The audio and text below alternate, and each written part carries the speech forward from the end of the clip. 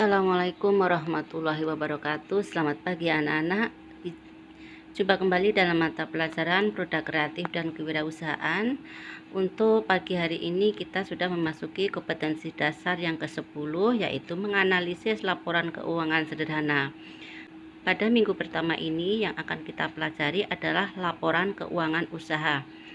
Anak-anak, nanti kita akan membahas tentang laporan-laporan yang dilakukan oleh seorang pengusaha atau seorang wirausahawan. Nanti kita membicarakan tentang laporan rugi laba dan laporan neraca. Tapi sebelumnya nanti kita akan bahas dulu tentang manajemen keuangan. Kenapa hal itu kita harus pelajari? Kamu nanti diharapkan menjadi seorang wirausahawan yang mampu untuk mengelola keuangan usaha kamu sendiri. Jadi anak-anak, silakan kalian perhatikan PPT dari Ibu. Kita harus tahu dulu apa itu laporan ya. Jadi laporan adalah suatu bentuk penyampaian berita, keterangan, pemberitahuan ataupun pertanggungjawaban baik secara lisan maupun secara tertulis dari bawahan kepada atasan sesuai dengan hubungan wewenang dan tanggung jawabnya. Artinya bahwa kita sebagai bawahan memberikan laporan kepada atasan dari tugas yang diberikan kepada kita.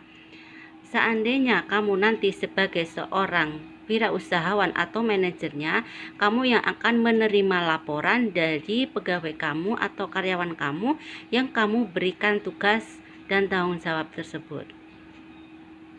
Kemudian seandainya kamu nanti menjadi seorang manajer, kamu harus bisa mengetahui apa itu manajemen keuangan ya. Jadi manajemen keuangan adalah kegiatan perencanaan, pengelolaan, penyimpanan, serta pengendalian dana dan aset yang dimiliki suatu perusahaan. Pengelolaan keuangan harus direncanakan dengan matang agar tidak timbul masalah di kemudian hari. Anak-anak, kamu nanti dalam mengelola uang itu harus hati-hati. Jangan sampai pengeluaran-pengeluaran yang tidak terduga akan lebih besar daripada pendapatan. Hal ini mengakibatkan usaha kamu nanti akan menjadi bangkrut atau rugi. Kemudian, apa sih tujuan dari manajemen keuangan? Yang pertama adalah mengawasi keuangan. Nah, maksudnya manajemen keuangan ini atau manajer keuangan ini harus bisa mengawasi peredaran uang yang terjadi dalam suatu usaha atau perusahaan kamu. Yang kedua, mempersiapkan struktur modal. Artinya kita harus menyeimbangkan antara anggaran yang kita miliki dengan dana yang kita pinjam dari pihak bank atau pihak perusahaan lain. Jadi disesuaikan. Yang ketiga, memaksimalkan keuntungan. Artinya keuntungan itu jangan hanya terjadi pada satu kali transaksi, tetapi harus diusahakan setiap kita melakukan produksi dari barang-barang yang kita hasilkan. Yang keempat, meningkatkan efisiensi. Dengan menganggarkan dana yang tepat pada semua aspek, maka efisiensi dana perusahaan akan terus meningkat. Anak-anak, kita harus bisa mengefisiensi atau menghemat. Hemat dalam arti bahwa tidak hanya dalam satu aspek saja, tetapi banyak aspek. Misalnya hemat tenaga, hemat biaya, dan hemat waktu. Kemudian kita lihat juga aspek-aspek transportasi, daya dukung yang lain juga. Yang kelima adalah mengoptimalkan kekayaan perusahaan. Manajer keuangan juga harus mampu membaca pasar saham. Dengan memberikan pembagian laba semaksimal mungkin kepada pemegang saham, tentunya akan meningkatkan perusahaan dan memberikan kepercayaan pemegang saham untuk terus berinvestasi di perusahaan. Modal yang besar itu mungkin kita tidak memilikinya, tetapi dengan adanya penanaman saham dari orang-orang lain, maka akan terkumpul suatu modal yang besar. Modal itu bisa kita jadikan untuk membuat suatu perusahaan atau membuat suatu usaha yang akan menghasilkan keuntungan atau laba. 6. Mengurangi risiko operasional. Keputusan yang tepat yang dilakukan manajer keuangan akan berpengaruh terhadap risiko bisnis yang tidak pasti di setiap waktu. Jadi anak-anak, untuk mengurangi risiko kita harus mengambil keputusan yang tepat, terutama di bidang keuangan ya. Jangan sampai keuangan yang kita olah itu mengakibatkan usaha kita menjadi rugi. Yang ketujuh, memastikan kelangsungan kehidupan perusahaan. Manajer keuangan memegang peranan penting jalannya sebuah perusahaan. Keputusan yang tepat akan mampu membuat perusahaan bertahan dalam persaingan bisnis. Namun sebaliknya, keputusan yang tidak hati-hati akan menyebabkan sebuah perusahaan bangkrut ya. Jadi anak-anak, kamu nanti kalau sebagai seorang wirausahawan harus hati-hati dalam mengambil keputusan dan menjalankan bisnis yang kalian lakukan. Yang ke-8 adalah mengurangi biaya modal. Manajer keuangan harus membuat perencanaan modal yang tepat agar penggunaan modal dapat diminimalisasi sedemikian rupa. Anak-anak, pakailah modal dan dana kalian itu dengan benar. Jangan sampai kalian salah memanage dalam hal keuangan. Ini akan berakibat fatal dalam proses usaha yang kalian jalankan. Sekarang apa sih fungsi manajemen keuangan? Ini ada 5 fungsinya ya. Yang pertama adalah planning. Planning itu perencanaan. Artinya merencanakan keuangan dalam sebuah perusahaan sangatlah penting. Perencanaan keuangan meliputi mengatur uang kas, menghitung rugi laba, dan merencanakan arus kas. Nanti ini akan kita bahas satu persatu ya. Kemudian budgeting ya, merupakan kegiatan mengalokasikan dana untuk semua keperluan perusahaan. Alokasi ini harus dilakukan seminimal mungkin dan memaksimalkan anggaran yang ada.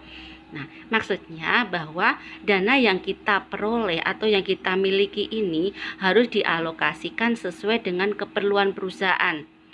Kemudian, usahakanlah untuk meminimalkan risiko-risiko terjadinya penyimpangan anggaran.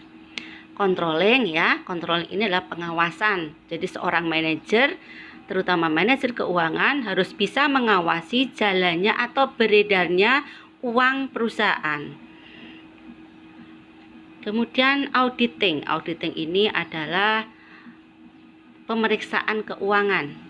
Pemeriksaan keuangan perusahaan sesuai kaidah akuntansi akan menghindari terjadinya penyelewengan dan penyimpangan dana perusahaan. Anak-anak, ini kalian sudah belajar kas kecil kan ya? Nanti kalian bisa mempraktekkan teori-teori yang ada dalam pelajaran kas kecil, kemudian bisa kalian gunakan untuk melakukan auditing bagi penggunaan keuangan perusahaan. Yang kelima adalah reporting ya, adalah melaporkan keuangan. Melaporkan keuangan perusahaan harus dilaksanakan secara terbuka dan transparan di semua kalangan perusahaan. Laporan ini berguna untuk memberikan informasi keadaan keuangan perusahaan. Jadi anak-anak kalian nanti seandainya menjadi seorang manajer keuangan harus bisa membuat laporan tentang penggunaan semua dana yang dimiliki oleh perusahaan kalian. Kemudian apa manfaat laporan keuangan? Yang pertama sebagai evaluasi bisnis. Dengan adanya laporan keuangan, pengusaha dapat lebih mudah mengevaluasi bisnisnya, sekaligus membuat inovasi untuk mengembangkan bisnis lebih tepat sesuai informasi yang disediakan dalam laporan keuangan. Jadi anak-anak nanti dengan laporan ini kita bisa mengevaluasi bisnis. Seandainya hasil kemarin itu baik atau mendapatkan keuntungan yang besar, maka hal itu bisa ditingkatkan untuk kegiatan selanjutnya. Yang kedua, mengambil keputusan. Jika laporan keuangan menunjukkan perkembangan, maka pengusaha bisa bebas menentukan strategi untuk tahun mendatang. Artinya ini ditingkatkan ya. Kalau laporan pada bulan ini bagus, maka seorang manajer keuangan harus bisa membuat strategi untuk kedepannya agar lebih bagus lagi dari hasil yang diperoleh sekarang. Kemudian, ketiga, untuk mendapatkan pinjaman modal. Dengan laporan keuangan yang baik, kreditur akan lebih mudah memutuskan untuk memberikan pinjaman ke perusahaan kita. Nah, anak-anak, perusahaan lain atau pihak bank ketika akan memberikan pinjaman modal kepada perusahaan kita, mereka harus tahu dulu keadaan perusahaan kita. Apakah perusahaan kita itu sehat atau dalam keadaan sakit. Sehat artinya kita melakukan perkembangan terus dari usaha-usaha yang kita lakukan. Kalau sakit berarti berarti perusahaan kita itu mengalami penurunan di bidang usaha atau penurunan di bidang produk sehingga tidak akan berkembang. Yang keempat, mudah menentukan pajak. Dengan adanya laporan pajak, pengusaha akan dengan mudah menentukan besarnya pajak yang harus ditanggung oleh perusahaan, sehingga mengurangi risiko terjadinya denda atau masalah pajak ketika sedang diaudit. Maksudnya begini ya, dengan adanya laporan keuangan yang baik, kita bisa memperkirakan pajak untuk bulan depan itu berapa, sehingga kita bisa merencanakan penggunaan uang yang digunakan untuk biaya produksi berapa dan biaya untuk pajak berapa. Itu jika usaha kita menjadi bagus dan berkembang dengan baik. Anak-anak, sekarang kita akan membahas tentang dua laporan ya, yaitu laporan laba rugi dan laporan neraca. Laporan laba rugi adalah laporan finansial perusahaan yang dibuat oleh bidang keuangan tertentu. Isi laporan ini adalah pendapatan sekaligus beban yang ditanggung oleh perusahaan. Laporan ini biasanya dibuat untuk menjelaskan kondisi keuangan perusahaan pada satu periode tertentu. Kemudian dengan adanya laporan keuangan ini, pihak atasan bisa mengetahui kondisi finansial perusahaan yang terkini, sehingga laporan tersebut bisa dijadikan sebagai dasar evaluasi untuk langkah kebijakan selanjutnya. Anak-anak, seorang pengusaha atau seorang manajer dari hanya melihat laporan saja sudah mengetahui dan bisa mengambil suatu keputusan apa yang akan dilakukan untuk kegiatan yang selanjutnya. Jadi laporan itu harus benar-benar nyata dan real, jangan dibuat-buat karena akan berpengaruh sekali terhadap keputusan yang diambil oleh seorang pimpinan. Kemudian laporan laba rugi ada dua. Yang pertama itu laporan laba rugi single step. Itu pernyataan single step atau langkah tunggal hanya menunjukkan satu kategori pendapatan dan satu kategori pengeluaran. Artinya laporan ini hanya menunjukkan sebelah kiri pendapatan dan sebelah kanan pengeluaran, atau secara lajuran pendapatannya berapa dan pengeluarannya berapa. Jadi lebih sederhana. Kemudian kalau laporan laba rugi yang multiple step, artinya pada laporan ini memisahkan akun biaya ke dalam akun lain yang lebih relevan, lebih mendetail dan dapat digunakan berdasarkan fungsinya. Itu perbedaannya antara single step dengan multi step ya. Kalau single step tadi hanya mencantumkan pendapatan dan pengeluaran, tetapi kalau multi step ini mencantumkan akun-akunnya jadi secara mendetail. Kemudian yang B adalah neraca atau balance sheet. Neraca merupakan laporan keuangan yang menggambarkan posisi keuangan perusahaan dalam suatu waktu tertentu atau a moment of time, atau per tanggal tertentu, misalnya pada hari terakhir di tahun tertentu atau tanggal 31 Desember.